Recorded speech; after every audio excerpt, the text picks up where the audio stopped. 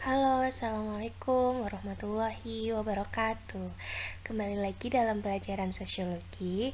Kali ini kita masih membahas tentang konflik sosial. Tapi apa ya bedanya pembahasan konflik sosial sebelumnya dengan sekarang? Yuk kita. Nah, sebelum masuk ke materi, alangkah baiknya kita berdoa menurut agama dan kepercayaan masing-masing. Berdoa dimulai. Berdoa selesai. Buat teman-teman yang belum menyiapkan alat tulis, baik buku, pulpen, ataupun pensil, silakan disiapkan terlebih dahulu ya. Nah, kali ini kita akan mempelajari tentang kekerasan. Yang pertama, di subbab pertama ada definisi kekerasan. Yang kedua, ada bentuk kekerasan.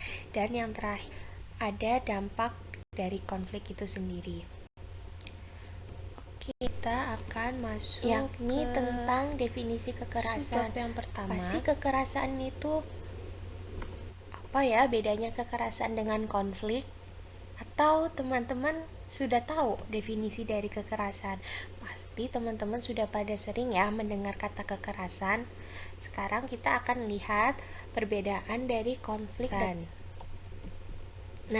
kalau kekerasan dia tidak memiliki tujuan, sedangkan kalau konflik memiliki tujuan, yakni kemenangan. Kemenangannya ini didapat dari menjatuhkan atau mengalahkan pihak lawan.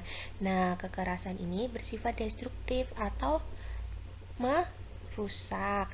Sedangkan kalau konflik dia memiliki dua dampak, yakni positif dan negatif. Nah, dampak konflik ini kita akan bahas di akhir slide ya.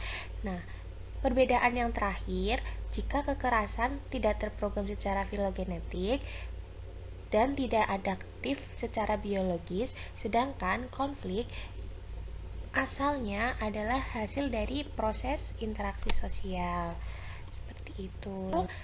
Apa sih kekerasan? Apa ya definisinya? Coba kita lihat ya. Ternyata kekerasan merupakan sebuah tindakan yang merugikan orang lain dan bertentangan dengan nilai norma yang berlaku di masyarakat. Nah, kekerasan itu merupakan tindakan yang merugikan orang lain. Jadi dia memberikan dampak negatif ke orang lain. Tindakan ini juga bertentangan dengan nilai dan norma. Nah, teman-teman kemarin sudah membahas tentang nilai dan norma. Mungkin sekarang ada sedikit gambaran ya tentang kekerasan. Lalu apa saja sih contohnya dari kekerasan? Nah, contoh dari kekerasan itu ada pembunuhan, pemukulan, dan yang terakhir ada perampokan, serta masih banyak lagi contoh-contoh kekerasan. Teman-teman pasti sudah bisa ya memberikan contoh-contoh kekerasan. Oke, kita akan lanjut ke subbab yang kedua, yakni tentang bentuk-bentuk dari kekerasan. Tadi teman-teman sudah tahu nih contoh-contoh dari kekerasan, ada pembunuhan, pengeroyokan, dan yang lain sebagainya. Lalu, apa sih bentuk? Nah, yang pertama ada bentuk konflik yang berdasarkan bentuknya. Berdasarkan bentuknya, kekerasan terbagi menjadi 3. Yang pertama ada kekerasan fisik. Kekerasan fisik yang diserang adalah fisik manusia atau tubuh manusia. Contohnya seperti pengeroyokan. Pengeroyokan yang kena pukul kan tubuh kita ya. Nah, jadi pengeroyokan termasuk ke dalam kekerasan fisik. Lalu yang kedua ada kekerasan struktural. Nah, kekerasan struktural ini biasanya diawali dengan perbedaan sistem atau kebijakan seperti kebijakan ekonomi, hukum, dan tata kebiasaan. Nah, biasanya kebijakan-kebijakan ini dibuat oleh pemerintah. Contohnya seperti penggusuran perkampungan kumuh di bawah jembatan yang sering terjadi di Jakarta. Nah, itu termasuk kekerasan struktural. Lalu yang terakhir ada kekerasan secara psikologis. Nah, biasanya ini kekerasan psikologis berdampak pada jiwa atau rohani setiap manusia, seperti itu. Lalu yang kedua bentuk kekerasan berdasarkan pelakunya. Nah, ini dibagi menjadi dua ya. Yang pertama ada kekerasan yang berasal dari individu. Sudah jelas pasti kekerasan ini dilakukan oleh individu satu ke individu lainnya. Itu. Lalu yang kedua ada kekerasan kolektif.